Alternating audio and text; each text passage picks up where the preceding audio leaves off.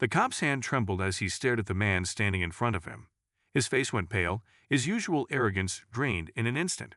He had no idea the girl's father would be him. "Do you even know what you've done?" the man said, his voice steady but cold, like the calm before a storm. The officer swallowed hard, his mind racing. The room felt suffocating. The girl, barely 15, sat in silence, her face stained with tears, the broken beer bottle still on the table in front of her. Everyone else in the precinct had gone quiet, the gravity of the situation sinking in. The man leaned in closer. "You will regret this." The officer opened his mouth to respond, but no words came out. He was trapped, and the worst part was, he knew there was no way out of this. 3 weeks earlier, in a quiet corner of Bridgeport, Connecticut, life for Kendra Johnson was about as normal as it could get. She was a bright kid, smart, funny, with dreams of becoming a lawyer one day. Her father, David Johnson, was a strict but loving man who always pushed her to be her best. What Kendra didn't know, and what her father rarely spoke about, was his past. David had built a quiet life after walking away from a career that had made him both respected and feared. To most, he was just another hardworking single dad. But to those who knew the truth, David Johnson was anything but ordinary. It all started on a Friday afternoon. Kendra and her best friend, Maria, had just finished their last class of the week. They decided to stop by a local convenience store to grab some snacks. The store was quiet when they walked in, save for a couple of other customers and a tall, broad-shouldered man in uniform standing by the counter. Officer Paul Reynolds had a reputation in town, and it wasn't a good one. He often patrolled neighborhoods where people like Kendra lived, and it wasn't uncommon to hear whispers of his aggressive behavior. Kendra and Maria grabbed a few things and made their way to the counter.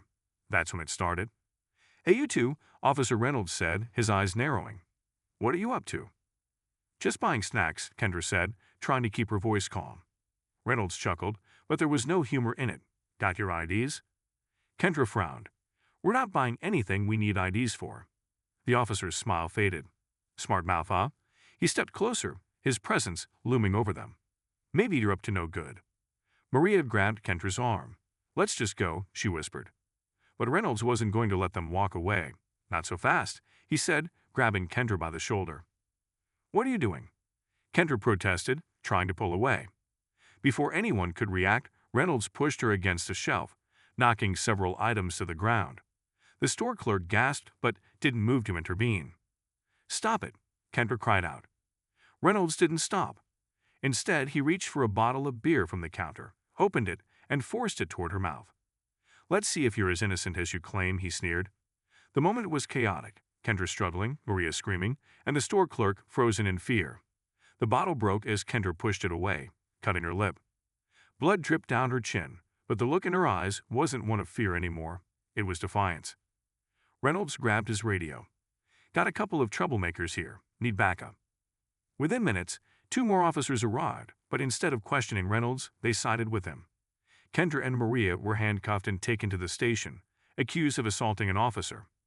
By the time David arrived, Kendra was already in an interrogation room, her face swollen, her hands trembling. David demanded to see his daughter, but the officers on duty gave him the runaround. That was their first mistake. When David finally saw Kendra, his heart broke. But beneath the pain, there was a fire, a rage that had been dormant for years. "Who did this to you?" he asked. Kendra told him everything, her voice shaking. David listened quietly, but his mind was already working. He knew what needed to be done. "Stay here," he said, his voice calm. "I'll handle this." David walked out of the room, his steps deliberate. He found Reynolds at his desk, laughing with his colleagues. When Reynolds saw David, his smirk faltered. "Can I help you?" Reynolds asked, feigning innocence. "You can start by explaining why my daughter is sitting in that room," David replied. Reynolds leaned back in his chair. "Your kid assaulted an officer. She's lucky I'm not pressing more serious charges." David took a step closer. "You think this is a game?" Reynolds shrugged. "I don't make the rules, pal." David nodded slowly, his expression unreadable. Then, he pulled out his phone and made a call. That was when things started to unravel for Reynolds. One by one, calls came into the precinct. High-ranking officials, lawyers, and even the mayor's office got involved. Reynolds was pulled aside, his behavior questioned, his actions scrutinized. But it wasn't until David revealed who he really was that Reynolds understood just how deep in trouble he was. David Johnson wasn't just a concerned father. He was a former federal prosecutor with connections that could ruin careers. And now, he was out for justice. The confrontation in the interrogation room was just the beginning. David wasn't going to stop until everyone involved was held accountable. The silence in the room was broken only by the faint hum of the overhead lights. Officer Reynolds, who moments ago had been so full of himself, now looked like a man staring down the barrel of a loaded gun. David didn't blink. His calm was unsettling, a quiet intensity that made everyone in the room shift uncomfortably. "You think I don't know how this works?" David said, his voice low but deliberate. "You think you can shove a bottle in my daughter's face, make up a story, and walk away?" Reynolds opened his mouth to protest, but David raised a hand, silencing him. "Let me tell you something, officer," David continued, leaning in slightly. "I've seen men like you. You wear that badge like it makes you untouchable, but that badge won't save you from what's coming." A heavy tension filled the air. The other officers watched from the corner, unsure whether to step in or stay back. Reynolds tried to regain his composure, clearing his throat. "Look, Mr. Johnson, I was just doing my job. Your daughter and her friend were being disruptive." David slammed his hand on the table, cutting him off. "Don't lie." Reynolds flinched. It was the first crack in his facade. David straightened up, adjusting his coat. "You've made a mistake, a big one, and now you're going to learn what it means to answer for it."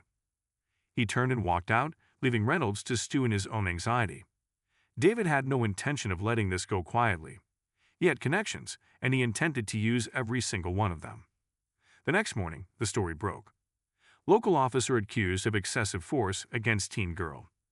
It was plastered across every news outlet in Bridgeport. The accompanying photo showed Kendra, her face bruised and her lips stitched up, sitting beside her father during a press conference. David spoke with the poise of a man who had spent years in front of cameras, laying out the facts with precision. "My daughter was assaulted by an officer who was sworn to protect her," David said, his voice steady but firm. "We demand accountability. We demand justice." The press conference set off a firestorm. Protests erupted outside the police station, with people demanding Reynolds' immediate suspension. Social media lit up, amplifying Kendra's story nationwide. But David knew public outrage wouldn't be enough. He needed hard evidence to back up Kendra's claims, and he had a plan. Meanwhile, back at school, Kendra's life was turned upside down. Some students rallied around her, offering support and sympathy. Others, emboldened by their parents' biases, whispered cruel things behind her back. "Guess she's just another troublemaker," one boy sneered as she walked by. Kendra clenched her fists but kept walking. She couldn't afford to lose her temper, not now. Her father had always taught her to rise above, even when it felt impossible. Maria stuck by her side, as loyal as ever. "Don't listen to them," she said. "They don't know anything." Kendra nodded, but the weight of everything was taking its toll. She felt trapped between wanting to stand up for herself and the fear of what might happen next. Back at the precinct, things were spiraling out of control for Reynolds. Internal Affairs had launched an investigation, and his every move was being scrutinized. The store clerk, once too scared to speak up, had finally come forward, corroborating Kendra's story. Reynolds knew the walls were closing in. Desperate, he reached out to an old contact, a lawyer known for getting people like him out of tight spots. "You've got to help me," Reynolds said over the phone. "They're trying to pin this on me, but it wasn't like that." The lawyer sighed. "Paul, I've seen the footage." Reynolds froze. "What footage?" The lawyer hesitated. "The store had security cameras. They caught the whole thing." Reynolds' blood ran cold. He hadn't thought about the cameras. He cursed under his breath, his mind racing. David had already seen the footage. It was damning, clear evidence of Reynolds' abuse of power. He wasted no time handing it over to Internal Affairs and the media. Within hours, the video was everywhere, sparking even more outrage. For David, this was just the beginning. He knew the system well enough to understand that Reynolds wasn't the only problem. There were others complicit in the culture that allowed officers like him to operate unchecked. He started making calls, rallying support from civil rights organizations and legal experts. His goal was bigger than just getting justice for Kendra. He wanted to shine a light on the systemic issues within the police force. But as David prepared for the next steps, something unexpected happened. Late one night, as Kendra was getting ready for bed, there was a knock at the door. David answered, finding a young officer standing on the porch. He looked nervous, his eyes darting around as if he didn't want to be seen. "Mr. Johnson," he said quietly, "can I speak with you?" David studied the man for a moment before nodding. He stepped outside, closing the door behind him. "What do you want?" David asked. The officer glanced around again. "I'm risking a lot by coming here, but you need to know. There's more to this than you think." David's eyes narrowed. "Go on." The officer hesitated, then leaned in. "Reynolds isn't acting alone. There are people higher up who are trying to cover this up. They're scared of what you might find." David's jaw tightened. He had suspected as much, but hearing it confirmed sent a chill down his spine.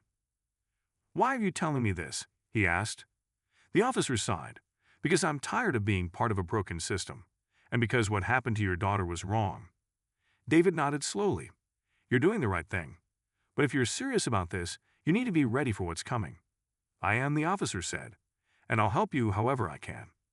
David watched as the officer walked away, disappearing into the night. He knew the fight was far from over. If anything, it had just gotten bigger. And now, he had an insider on his side. The next morning, David's phone buzzed relentlessly with messages and calls. The leaked footage of the assault had taken the story national.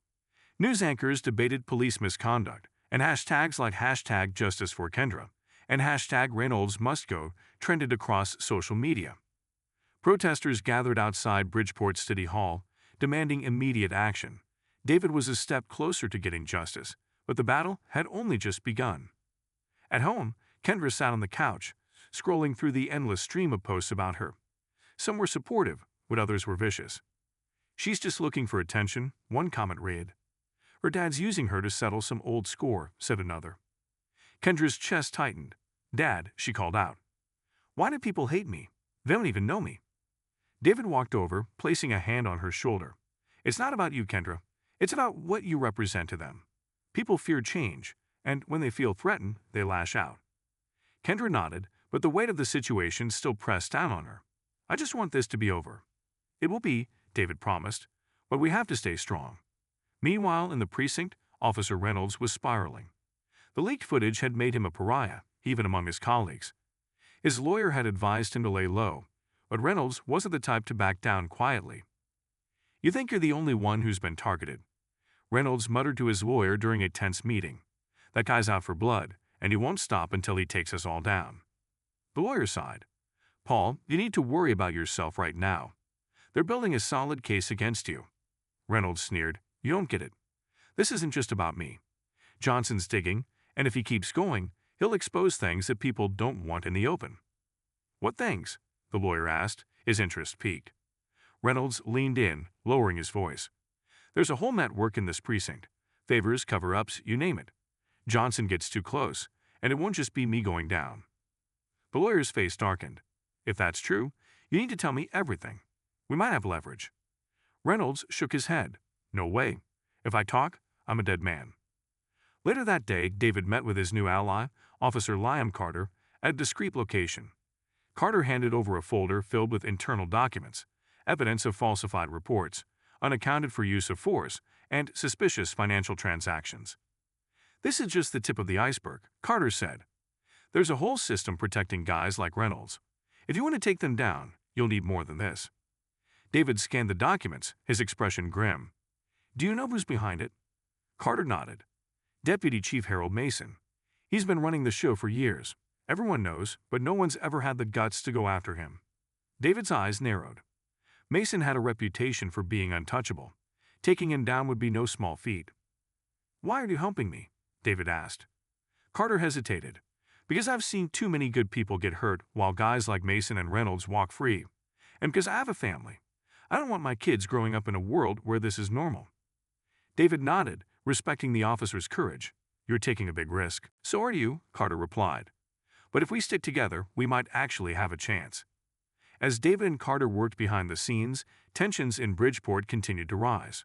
One night, as Kendra and Maria were leaving a friend's house, a car pulled up beside them. The windows were tinted, and the engine idled ominously. Kendra's heart raced. "Maria, let's go." Before they could move, the passenger window rolled down, revealing a man in plain clothes. "You're Kendra Johnson, right?" he said, his tone cold. Kendra didn't respond. "You and your dad need to back off," the man continued. "You're stirring up trouble, and trouble has a way of finding people who don't know when to quit." Maria grabbed Kendra's arm. "Let's run." But before they could take a step, the man held up a phone, showing a picture of David. Think about your old man, he said. Wouldn't want anything to happen to him, would you? The car sped off, leaving the girls shaken. Kendra clutched her phone, her hands trembling as she called her father. Dad, she said as soon as he answered. Someone just threatened us. David's calm demeanor shifted instantly. Where are you? Are you safe? We're okay, but they said to back off. They know about you. David's jaw clenched. He knew the risks, but hearing that Kendra was now a target made his blood boil. Stay where you are. I'm coming to get you. As David hung up, he knew the stakes had just been raised. This wasn't just about exposing corruption anymore. It was about protecting his family. That night, David sat in his office, going over Carter's documents again. He pieced together the web of corruption, but one thing was clear. Mason was the linchpin. If they could take him down, the entire operation would collapse. David made another call, this time to an old colleague from his days as a prosecutor. I need a favor, he said, and it's a big one. The colleague listened, then sighed. You're playing with fire, David. I know, David replied. But if we don't do this, people like Reynolds and Mason will keep ruining lives. There was a pause, then the colleague said, I'll help, but you need to be careful. These guys won't go down without a fight. David hung up, knowing full well what he was up against. The fight was getting more dangerous, but he wasn't backing down. The next morning, David received an unmarked envelope on his doorstep. Inside was a single photo, Kendra walking to school, unaware she was being followed. On the back of the photo was a chilling message. Back off. This is your last warning. David's hands shook with rage. Whoever sent this was playing a dangerous game, and they had just made a critical mistake. David dialed Carter's number. It's time to turn up the heat, he said. We're going after Mason. David stared at the photo for a long time after hanging up. He had been in tough situations before, but this was different. The stakes were personal now. Whoever had sent the message knew exactly how to get under his skin, but they had underestimated one thing. David wasn't easily intimidated. He burned the photo and message in his kitchen sink, watching the flames consume the threat. If Mason and his people thought they could scare him off, they were in for a rude awakening. Later that day, David met with Officer Carter in a parking garage, the kind of place where shadows seemed to stretch forever. Carter's face was grim as he handed David another folder. This is everything I could get on Mason, Carter said. He's covered his tracks well, but not perfectly. David opened the folder, skimming through bank statements, emails, and internal memos. Mason had been orchestrating a network of corruption for years. Bribes, falsified reports, and even evidence tampering. It was all there, enough to build a solid case. David looked up. This is good, but we need more. We need a smoking gun. Carter nodded. I've been digging into his financials. There's a shell company linked to Mason that's been receiving large sums of money. I think it's a front, but I'll need more time to trace it back to him. How much time? David asked. A few days, maybe a week, Carter said. But there's something else. I've heard whispers that Mason is getting nervous. He's cleaning house, tying up loose ends. If we're going to move, we have to do it soon. David closed the folder. Then, we don't waste any time. At home, Kendra tried to focus on her homework, but her mind kept drifting. The threat from the man in the car replayed in her head like a bad movie. She felt a mix of fear and anger, fear for her father and anger that someone thought they could control their lives. Maria sat beside her, scrolling through her phone. Kendra, look at this, she said, holding up the screen. It was a news article. Deputy Chief Mason under fire amid corruption allegations. Kendra's eyes widened. Dad hasn't even gone public with everything yet. How'd this get out? Maria shrugged. Maybe someone leaked it. Kendra felt a small sense of satisfaction. The walls were closing in on Mason, and she hoped he was feeling the pressure. But she also knew this would make him more dangerous. The next day, Mason called a private meeting with his inner circle. They gathered in a dimly lit conference room, their faces tense. We have a problem, Mason said, his voice low and cold. David Johnson is digging, and he's getting too close. One of the officers, a stocky man named Briggs, leaned forward. We've already sent him a message. What else do you want us to do? Mason's eyes narrowed. Clearly the message wasn't strong enough.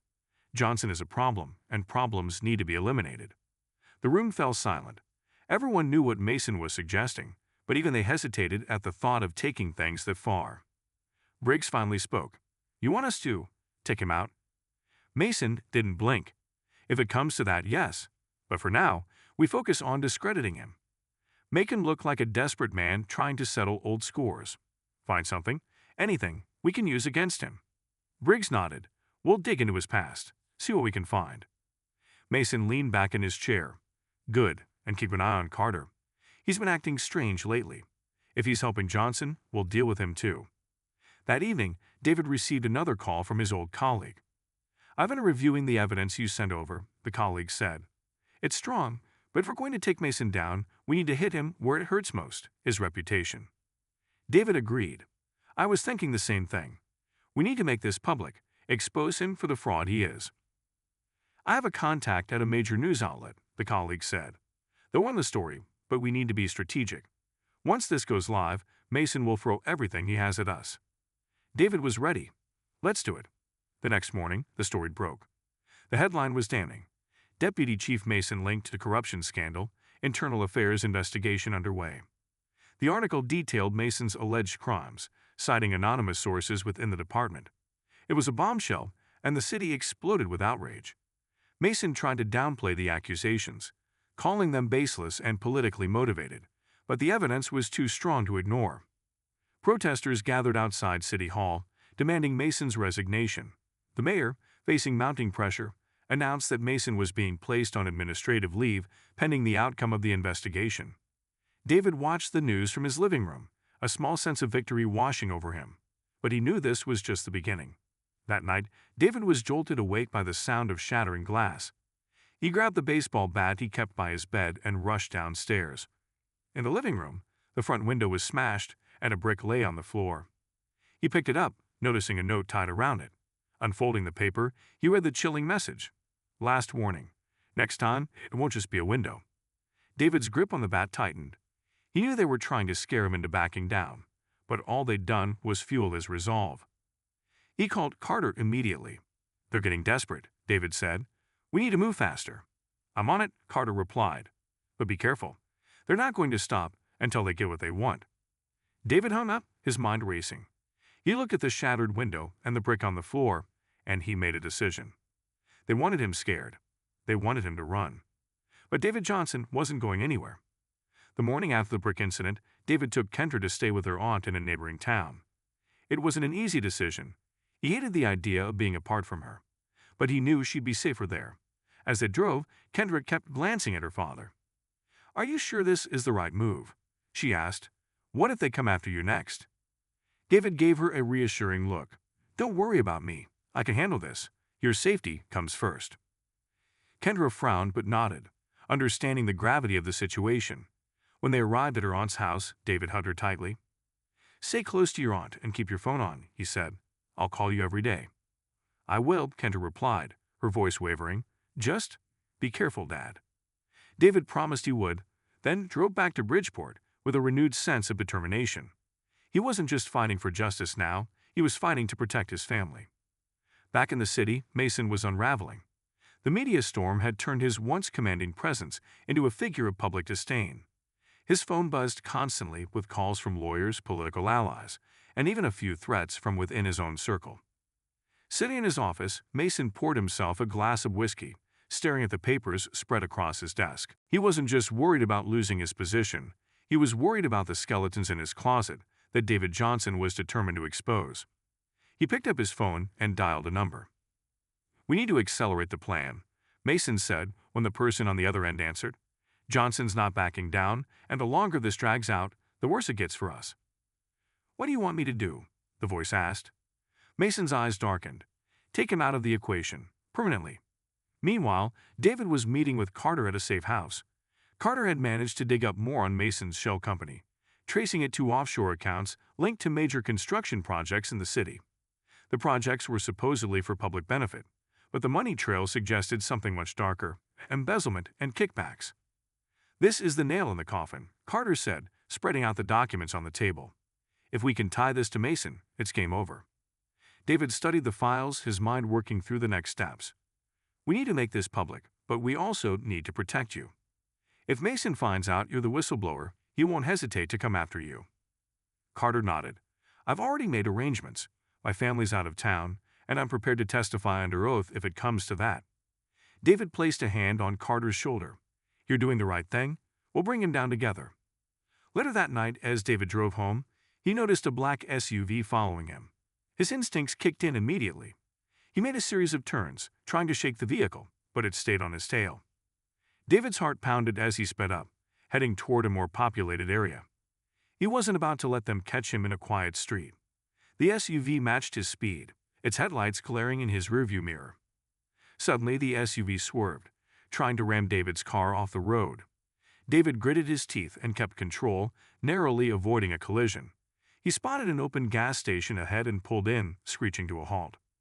The SUV sped past, but not before David caught a glimpse of the driver, a man in a black ski mask. David got out of his car, his hands shaking slightly as he dialed Carter. "They just tried to run me off the road," he said. "This isn't a warning anymore. They're making their move." Carter cursed on the other end. "You need to get somewhere safe. I'll meet you at the safe house." David agreed, but as he drove, his mind was racing. Mason was desperate, and desperate men were dangerous. But David wasn't about to back down. If Mason wanted a fight, he'd get one. The next morning, the fallout from the leaked financial documents hit the news. The headline read, "Deputy Chief Mason tied to multi-million-dollar embezzlement scheme." The city erupted. Protesters flooded the streets, chanting for Mason's arrest. The mayor called an emergency press conference, announcing that the city would be launching an independent investigation into the allegations. Mason, now fully backed into a corner, knew he had little time left. He gathered his most loyal officers and laid out a final, desperate plan. "We're going to silence Johnson and anyone helping him," Mason said. "If we don't, we're all going down." That night, David and Carter worked late, preparing for the next phase of their operation. They planned to hand over their findings to federal authorities, bypassing the local system entirely. But as they were wrapping up, Carter's phone buzzed. He looked at the screen and frowned. "It's an anonymous tip," he said. "Says Mason's planning something big tonight." David's gut twisted. What kind of something? Carter read the message aloud. "They're coming for you. Be ready." The two men exchanged a tense glance. Time was running out.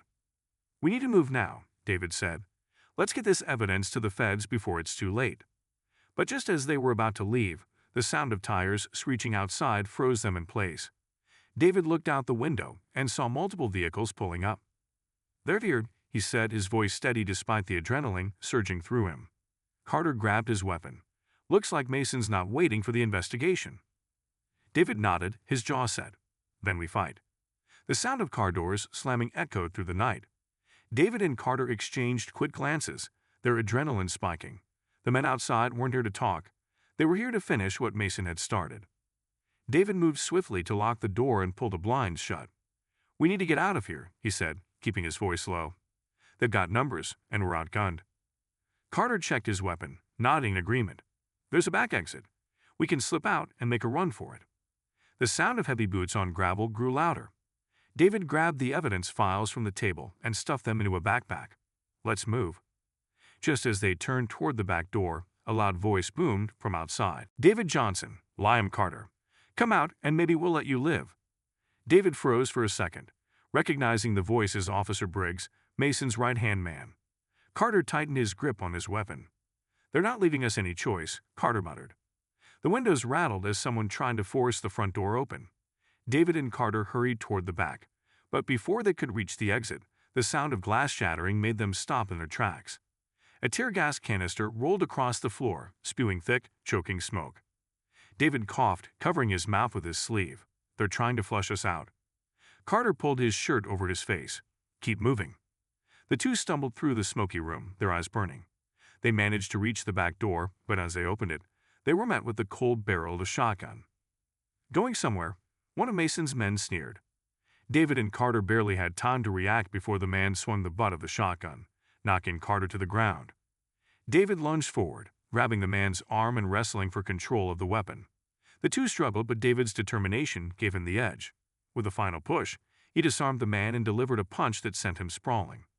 Carter groaned as he got back to his feet. "Thanks," he said, grabbing the shotgun. David didn't have time to respond. More footsteps pounded toward them, and they knew reinforcements were closing in. "We have to split up," David said urgently. "You take the evidence and get it to the feds. I'll draw them away." Carter hesitated. "No way. I'm not leaving you behind." David grabbed Carter by the shoulder, his eyes fierce. "You have a family to protect. And this isn't just about me. It's about taking down Mason. Now go. Reluctantly, Carter nodded. He took the backpack and disappeared into the shadows, leaving David to face the incoming threat. David moved quickly, darting between buildings and staying in the cover of darkness. He could hear the men calling out to each other, their flashlights sweeping through the area. He knew the terrain well and used it to his advantage, leading them on a wild chase. As he reached an abandoned warehouse, David slipped inside and crouched behind a stack of crates. His heart pounded in his chest, but his mind was sharp. He needed to buy Carter enough time to escape with the evidence. The sound of footsteps echoed through the warehouse as the men entered, their flashlights cutting through the darkness. "Spread out," Briggs ordered. "Find him." David stayed perfectly still, listening as the men moved through the space. He waited until one of them passed close by, then grabbed a metal pipe from the ground and tossed it across the room. The clatter drew their attention, and they rushed toward the noise. Using the distraction, David slipped out of his hiding spot and made his way to the upper level of the warehouse. From there, he could see the men below, searching in vain. "Come on, Johnson," Briggs shouted. "You think you can hide forever? We'll find you." David's mind raced as he formulated the plan. He spotted an old industrial crane hanging above the men, and an idea took shape. Carefully, he made his way to the control panel and powered up the crane. The sudden hum of machinery caught the men off guard. They looked around in confusion as David maneuvered the crane, lowering its heavy load toward them. "What the—" one of the men started to say, but it was too late. David released the load, and it came crashing down, sending debris flying and scattering the group. In the chaos, David slipped away, knowing he had bought himself a little more time. Meanwhile, Carter was making his way through the city, sticking to back alleys and side streets. He knew Mason's men would be looking for him, but he also knew time was of the essence. Every second counted. He finally reached a secure location, a nondescript office building where his federal contact was waiting. Carter entered through a side door and was greeted by a man in a suit. "Agent Morales," the man said, extending a hand. "We've been expecting you." Carter handed over the backpack. "This has everything you need to bring Mason down, but Johnson's still out there, and they're hunting him." Morales nodded grimly. "We'll move quickly, and don't worry, we'll send a team to get him." Carter's relief was short-lived as the weight of the night's events settled on him. He had done his part, but he couldn't shake the worry for David's safety. Back at the warehouse, David knew his time was running out. The men had regrouped, and he could hear Briggs barking orders. "Surround the place. He's not getting out of here alive." David's eyes scanned the room, looking for an escape route. He spotted a skylight above and knew it was his only chance. Climbing onto a stack of crates, he smashed the glass and hoisted himself onto the roof. The cold night air hit him as he crawled across the rooftop, but he didn't stop. He could hear the men below, shouting in frustration as they realized he had escaped. David slid down a drain pipe and landed in an alley. His body ached and his lungs burned, but he forced himself to keep moving. He wasn't safe yet, but he had made it this far, and he wasn't about to give up now. As he disappeared into the night, David knew one thing for certain: this fight was far from over. David navigated the dark streets, his pulse racing. His body was sore from the struggle, but his mind was sharp, focused on the next move. He couldn't stop now, not with Mason's men hunting him and the stakes higher than ever. He found refuge in an old mechanic's shop on the outskirts of town. It was one of his late brother's old haunts, a place few people knew about. Inside, the smell of oil and rust filled the air, and the dim light from a hanging bulb flickered ominously. David locked the door behind him and sank into a chair, catching his breath.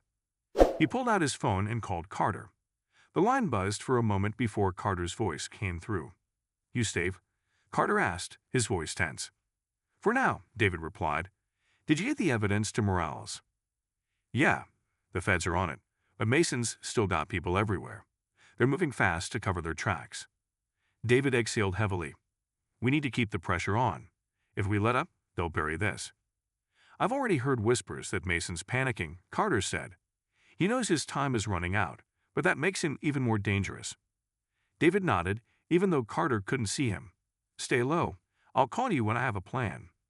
As he hung up, David's thoughts drifted to Kendra. She was safe with her aunt for now, but he knew the danger wouldn't fully pass until Mason was brought down. He promised himself that no matter what, he'd see this through. Meanwhile, at Mason's sprawling suburban home, the atmosphere was tense. Mason paced in his study, a glass of whiskey in hand. His phone buzzed, and he answered immediately. "What's the status?" he demanded. On the other end, Briggs sounded frustrated. "Johnson slipped through our fingers. The man's a ghost." Mason slammed his glass down on the desk, shattering it. "Then find him? I don't care what it takes.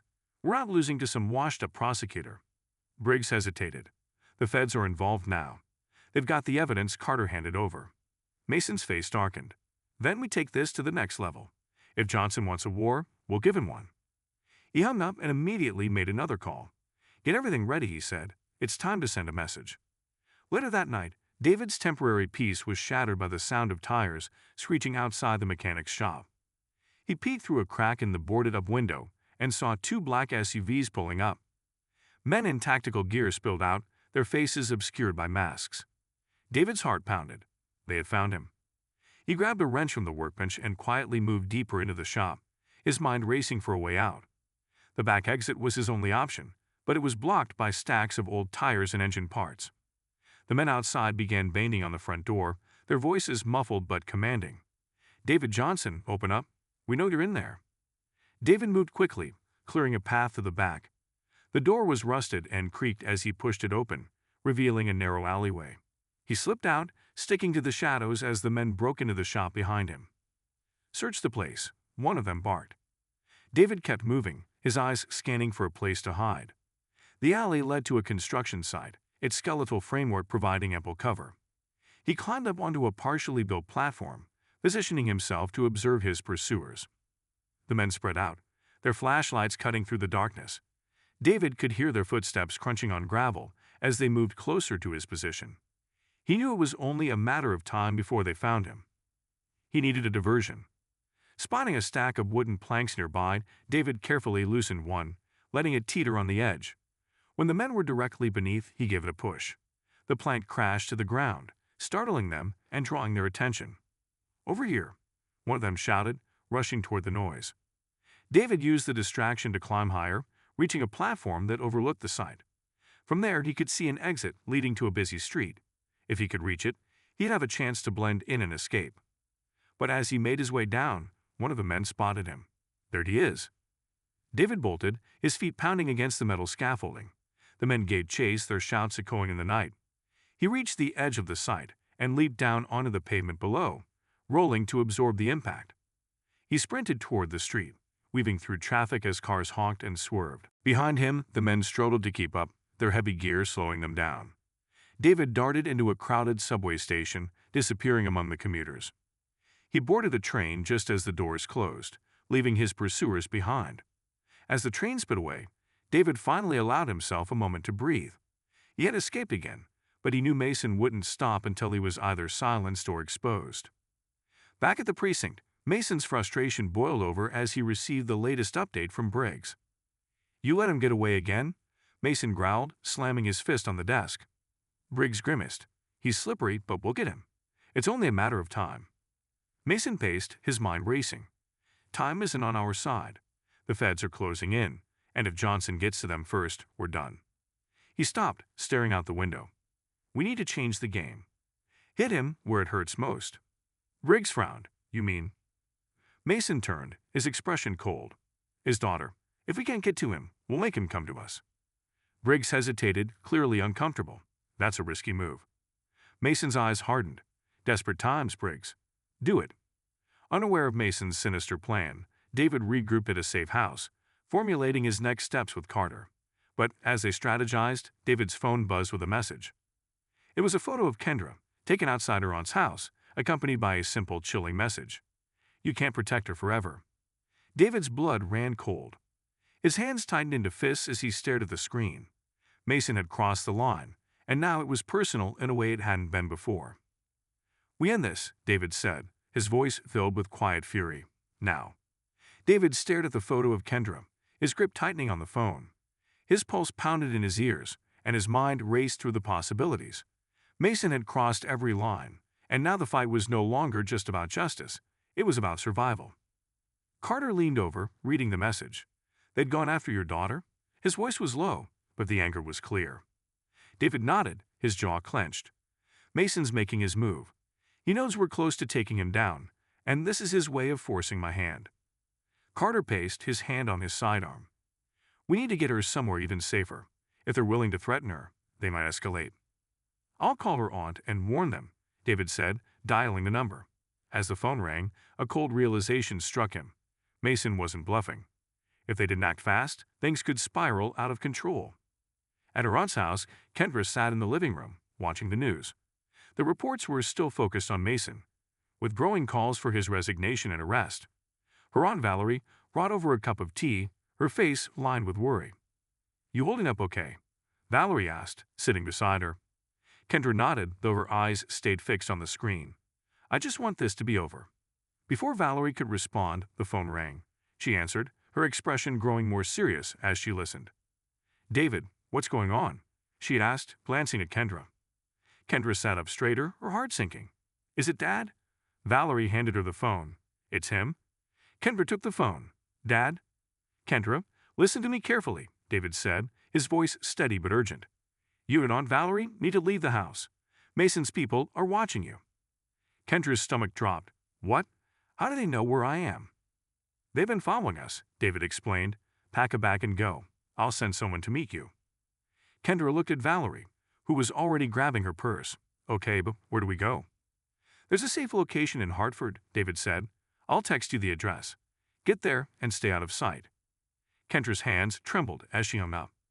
Valerie was calm but efficient, quickly packing a small bag. "We'll be fine," she said, trying to reassure Kendra. "Let's just move quickly." As they left the house, Kendra couldn't shake the feeling that they were being watched. Meanwhile, Mason sat in his home office, watching a live feed from a hidden camera placed near Valerie's house. A smirk played on his lips as he saw Kendra and Valerie leaving. "Looks like our message was received," Mason said, sipping his drink. Briggs stood nearby, arms crossed. "You really think this will force Johnson's hand?" Mason's smirk faded. "It's not about forcing his hand. It's about showing him that we're always one step ahead. He thinks he's smart, but he's playing in my world now." Briggs nodded, though unease lingered in his eyes. He had seen Mason's ruthlessness before, but this felt different, more personal, more dangerous. As Kendra and Valerie drove through the quiet streets, Kendra kept glancing out the window, her nerves on edge. Every car that passed made her heart race, and every shadow seemed to hold a threat. "Do you think they're following us?" Kendra asked, her voice barely above a whisper. Valerie stayed calm, her eyes on the road. "If they are, we'll know soon enough." Suddenly, Kendra's phone buzzed. It was a message from an unknown number. "You can run, but you can't hide." She showed it to Valerie, who frowned.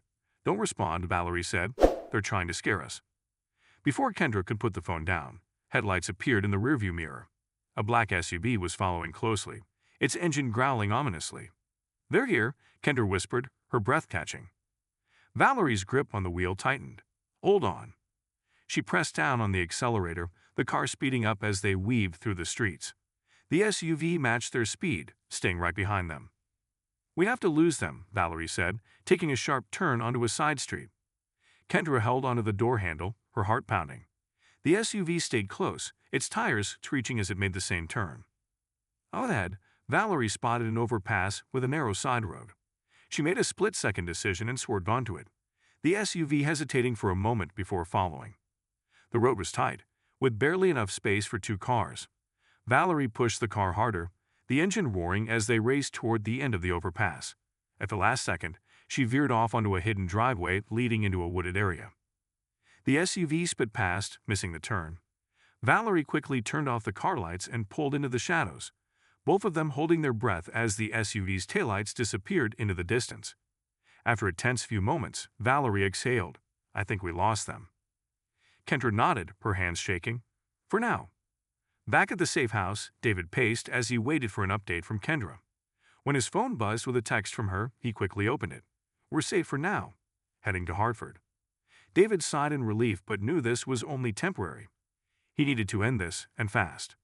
Carter walked in, his expression serious. "We got another problem." David frowned. "What now?" "Mason's men are on the move again," Carter said. "And this time, they're targeting one of your old contacts, someone who helped us build the case." David's heart sank. "Who?" Carter hesitated. "James Price." Price was a former journalist who had provided critical information on Mason's dealings. If Mason got to him, it could compromise the entire case. "We have to get to him first," David said, grabbing his coat. Where is he? Last I heard, he was laying low at a motel on the west side, Carter said, but we need to move fast. David nodded. Let's go. As they sped toward the motel, David's mind raced. Mason was getting more aggressive, and the stakes were higher than ever. If they didn't act quickly, more lives would be in danger. When they arrived, the motel parking lot was eerily quiet. David and Carter exited the car cautiously, their eyes scanning the area. They found Price's room and knocked softly. James, it's David. Open up. After a tense moment, the door cracked open, revealing Price's wary face. David, what are you doing here? No time to explain, David said. We need to get you out of here. Mason's men are coming. Price's eyes widened. How did they find me? They've got people everywhere, Carter said. But we're not leaving you here. Suddenly, the sound of engines approached. David peeked out the window and saw two black SUVs pulling into the lot.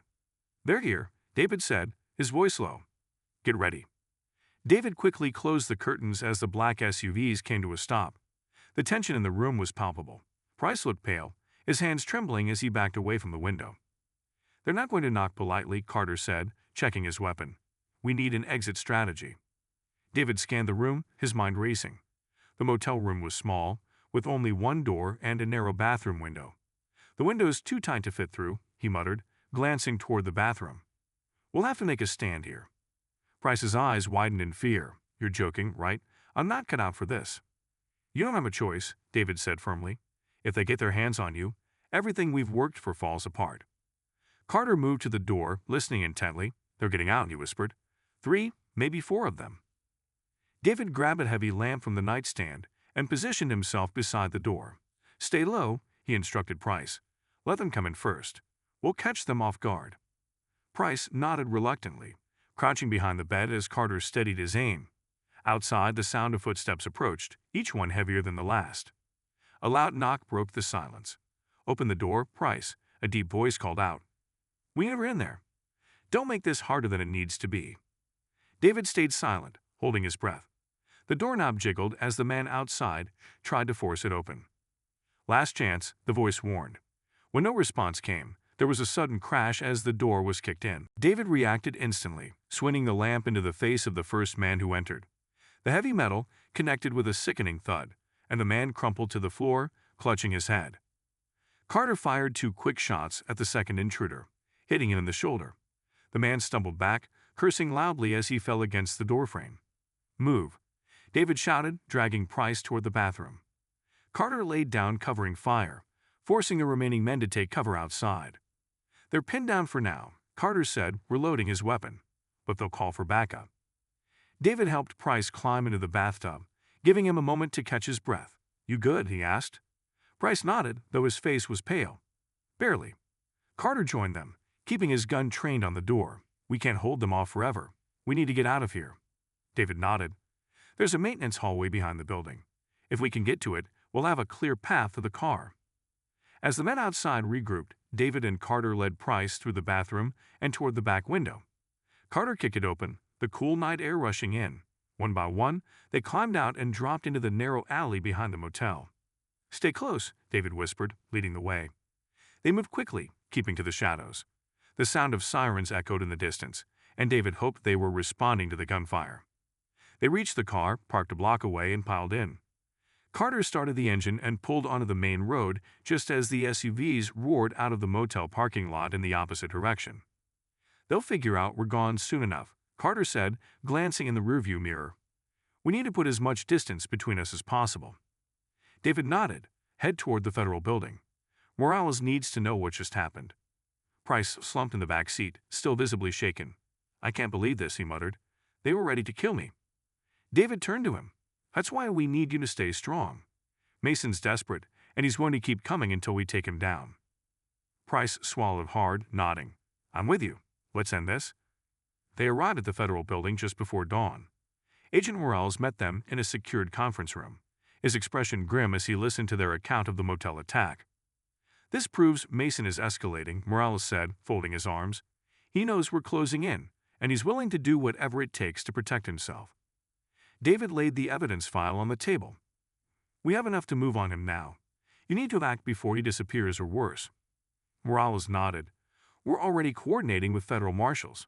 Mason's under surveillance and will move in within the next 24 hours. Carter frowned. That's cutting it close. He's got people everywhere, and they won't go quietly. We're prepared for that, Morales assured him. We'll take down Mason and his entire operation. David leaned forward. And my daughter? Mason already sent a message. I won't let her be a target. Morales met his gaze. We'll assign a protective detail to her and her family. They'll be safe. David exhaled, some of the weight lifting from his shoulders. Good. Back at Mason's headquarters, Riggs delivered the bad news. Price escaped, and Johnson's working with the feds.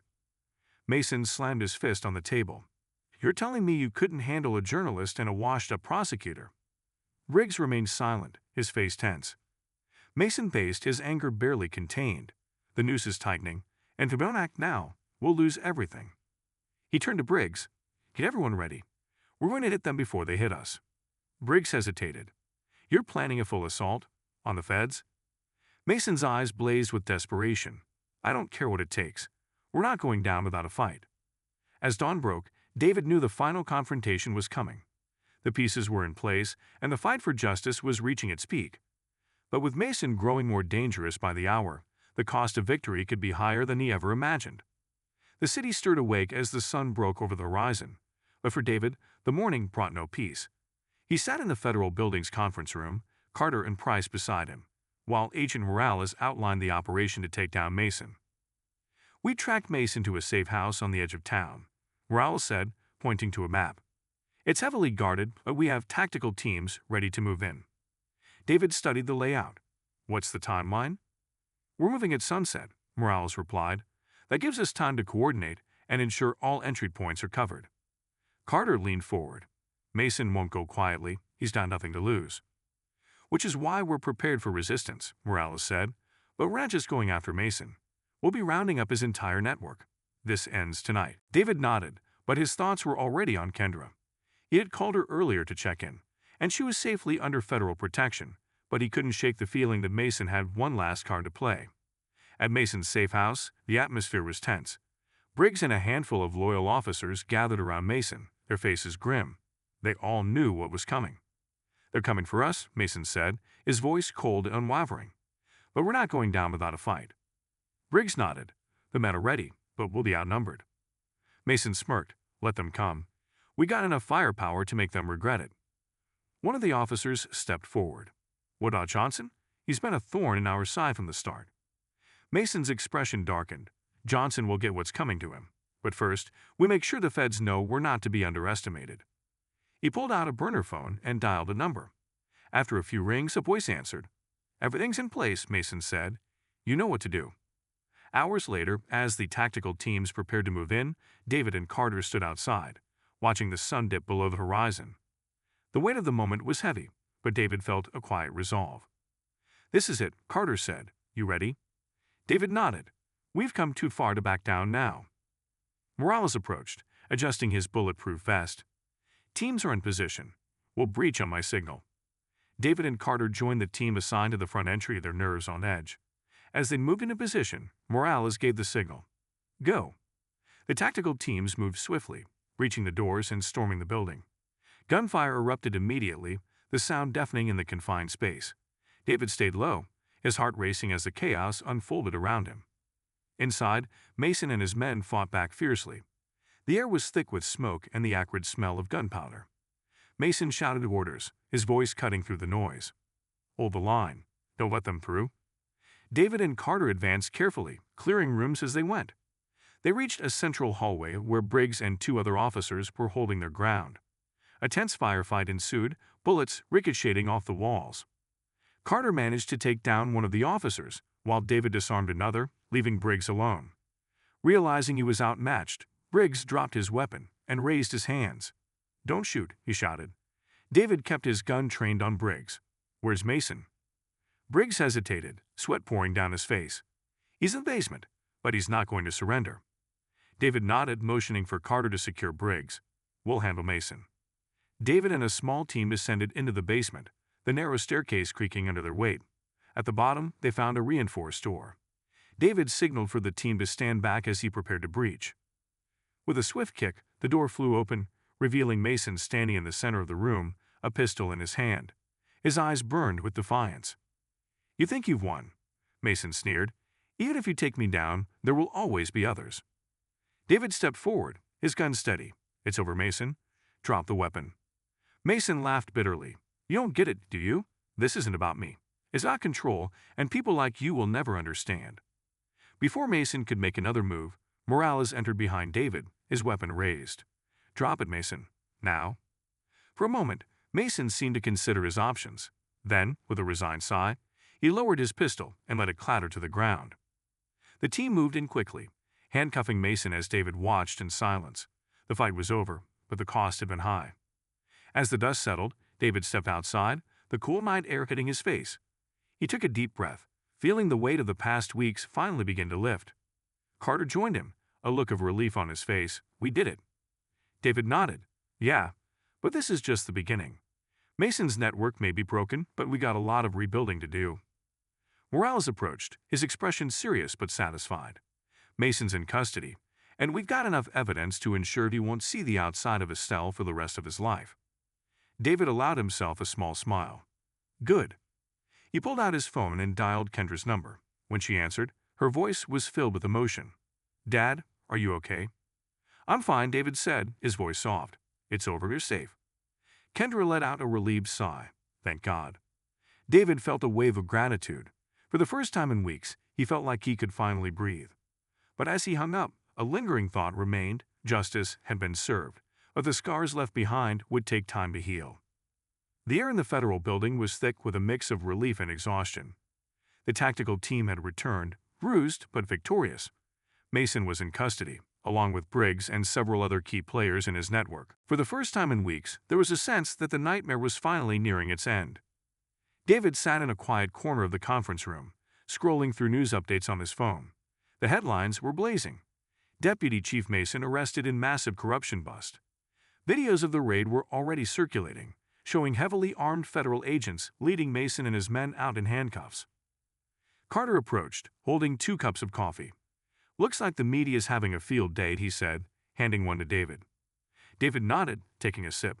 "Good. The more eyes on this, the harder it'll be for anyone to sweep it under the rug." Carter sat beside him, his expression thoughtful. "You did it, David. You took down a man who thought he was untouchable." David sighed, leaning back in his chair. "We did it. But this fight isn't over. Mason's just the tip of the iceberg." Morales entered the room, holding a thick file. "You're right about that," he said, setting the file on the table. "We've been going through the evidence you and Carter provided. Mason's operation was bigger than we thought. Bribes, money laundering, even ties to organized crime." David frowned. "How deep does it go?" Morales opened the file, revealing a web of connections. "Deep enough that we'll be pursuing charges against several high-ranking officials." Mason wasn't just protecting himself. He was part of a network that spans multiple cities. David stared at the web of names and connections. Each line represented a person who had exploited their position for power and profit. "So, what's the plan?" he asked. Morales folded his arms. "We're launching a full-scale investigation. Mason's arrest is just the beginning. But it'll take time, and we'll need people like you to keep pushing for accountability." David nodded slowly. "I'm in." That evening, David returned to his apartment for the first time in days. The space felt eerily quiet, but there was a comfort in being home. He sat on the couch, his mind racing despite the calm surroundings. His phone buzzed with a video call from Kendra. He smiled as her face appeared on the screen. "Hey, Dad," she said, her tone lighter than it had been in weeks.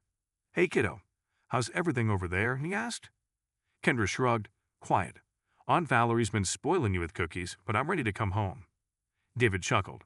"Soon. Just a little longer while we make sure everything's secure."